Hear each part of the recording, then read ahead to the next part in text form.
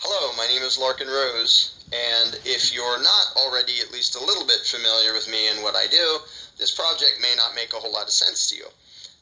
If you are a little bit familiar with my work, you will know that mostly what I do, by way of articles and YouTube videos and books, including my book, The Most Dangerous Superstition, is I point out that the entire premise of government and authority is inherently bogus. It's inherently irrational and inherently immoral, and that not only should society be without government, but government is intrinsically an insane idea and horribly destructive. And I've debated lots and lots of people about this, and I used to be a statist myself. I used to believe in government. I used to advocate that. Until over the years I eventually came to realize that my own belief system was inherently contradictory, didn't actually make any sense. But we are all taught political mythology, and most of us repeat it. And the trouble is, if no one ever hears those ideas challenged, they never think of anything else. And if you go into the mainstream media or academia, you will hear a debate that starts with the assumption that there is such thing as a legitimate ruling class, government, and that constitutions and elections and rituals make that okay, make that valid, make it legitimate, and then they bicker about the details of, well, how should it rule and how much taxation we should have and how much regulation and legislation we should have and all that. The entire debate skips the underlying premise, the underlying concepts and principles, which are inherently bogus. And it's very easy to prove that they're inherently bogus. However, like I said, if nobody ever hears those ideas, nobody ever thinks about them. And so in the mainstream media, the talking heads, you won't ever hear those things questioned. You will hear everybody, political left, political right, everything in between, assuming that there's such thing as legitimate government. And assuming things which go against the concept of self-ownership, that the individual owns himself, against the concept of the non-aggression principle that says you shouldn't initiate force against somebody else. People believe that, well, if you do it by way of government and law, it's perfectly valid and legitimate, and in fact necessary for society that we all grovel to a ruling class to force our opinions on everybody else. But because the debate doesn't happen in the mainstream, people don't hear about it, people don't take it seriously, because they assume that if there was anything to this, you would hear it in the mainstream media and in academia, where you hardly ever do. The purpose of my project that I'm just now launching on Kickstarter, called Government on Trial, is to make that debate happen, and to show that even those who are most respected, most educated, most intelligent, and well-meaning, and have all the fancy credentials, no one can rationally justify the existence of government, of a ruling class. Nobody can explain how it would have acquired authority, and in fact, it's very easy to demonstrate that it can't possibly have acquired authority. So what I want to do with this project is, for starters, target 100 of the most respected, credentialed professors, mostly at the college level, of philosophy and civics and government and sociology and a bunch of related fields of thought, to send them a letter. I'm going to send them a copy of my book, The Most Dangerous Superstition, and whether they read that or not is kind of optional. But I want to send them a letter that has a series of questions. And soon I'll have the actual letter up so people can see what the questions actually are. Again, those familiar with my work can probably guess what some of them are. For example, I'll do the short version.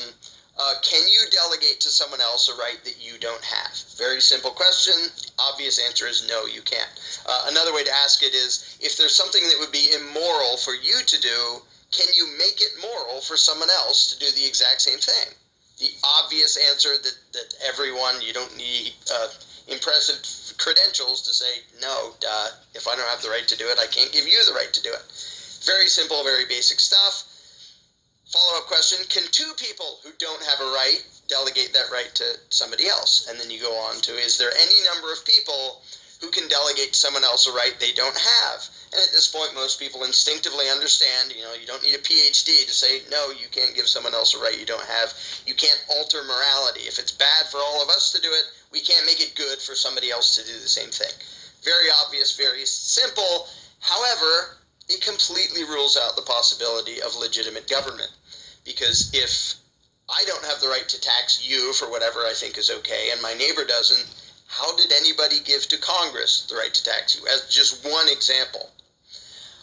And then there are other lines of questioning which also make authoritarianism and the political mythology we're all taught makes it fall apart. Such as, is there any ritual a human being can do that makes something bad into something good? And if not, that means that legislation is always either redundant, because it just happens to match right and wrong, or it's illegitimate, because it's pretending to make something evil into something good. And writing down on pieces of paper that, well, we're allowed to do this evil stuff, still evil, doesn't make it good. And of course, every regime in history that did evil stuff legalized it first. Well, did that make it good? No, it didn't. Now, I'm doing the very short version of these questions here, and when I'm writing the letters to professors of philosophy, I'll be very precise and very careful in the wording, and ask that they write their responses to. It'll be less than a dozen questions. It may be less than 10. I don't want it to be long-winded. So I will send out these packages to, for starters, 100 different professors of philosophy or government, civics, ethics, that sort of range of ideas that all tie in with the belief in government, and ask them for a written response about these things. Now, I'm going to publicize the fact that I'm sending these questions. I will list the 100 professors, teachers, whatever, that I send these questions to, and so that everyone can see that they were sent the questions, and then whatever response they send back, if any, I will publicize and post unedited and in their entirety on a website that's just for that. And then for those who send back substantive responses, I'm going to invite them to do a live discussion or debate, depending on how you look at it, on Skype, which I will record and then post videos of those discussions and that back and forth, post that on my YouTube channel and on the website. And the purpose of this is so that the general public, if the general public hears somebody ranting on a YouTube video, it's so easy to think, well, maybe you have a few points, but what do you know? You're not an expert, you don't have credentials, and presumably the people who know better, the experts, the PhDs, the professors of philosophy and professors of government and everything else, they understand this. Of course they know best, and of course they would have an answer to this. Well, I can very easily demonstrate that they do not. I don't care how many credentials you have. I don't care how many years you've been teaching about government. The belief in government is provably insane, and I can demonstrate that simply by asking questions of anyone who advocates government of any kind. I don't care if it's left, right, totalitarian, limited, constitutional republic, anything in between. The entire premise of government, no one in the world can answer these questions consistently without contradicting themselves. But this is a debate that has to happen, and it hardly ever happens because the mainstream media and academia doesn't like to talk about this. They like to cling to the underlying paradigm that, of course, government is legitimate and necessary and we need it, and without it we'd all be violent cavemen. And then they argue and bicker about the particulars and the details, which don't even matter.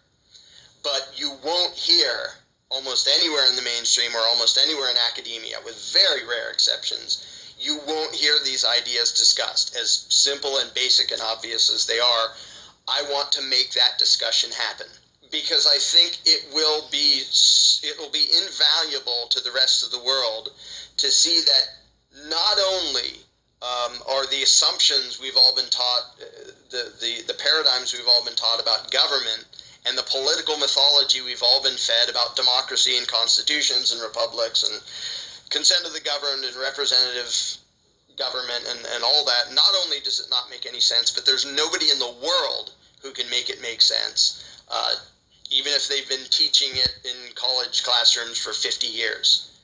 This project is going to demonstrate that there is no one in the world who can give a consistent, rational, moral justification for believing in government at all.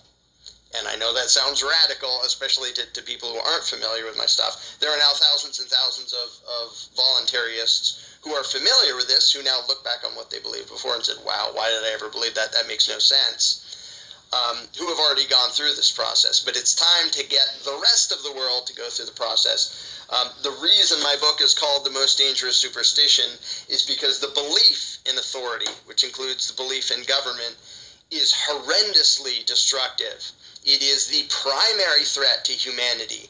And the fact that all the decent, average, normal people still believe in an obligation to pay tribute to a ruling class by way of taxes and obey a ruling class and call it being a law-abiding citizen, they still use that as the measure of whether you're a good person.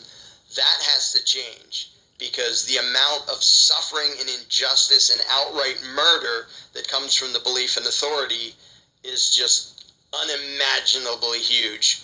And it's time for it to change, and that can only come about through a debate. And I'm going to make that debate happen where it should be happening, not just in random one-sided YouTube videos, but in challenging the people who, if anyone in the world should be able to justify and explain a legitimate, valid government, it's these people. So these are the people I want to target with this project, to invite them to explain their position, their beliefs, and see if they can explain to the world how government can even be in any way coherent or rational. I want the whole world to see that there is no way to make government into a sane concept. Because they would understand all anarchy is the condition where there are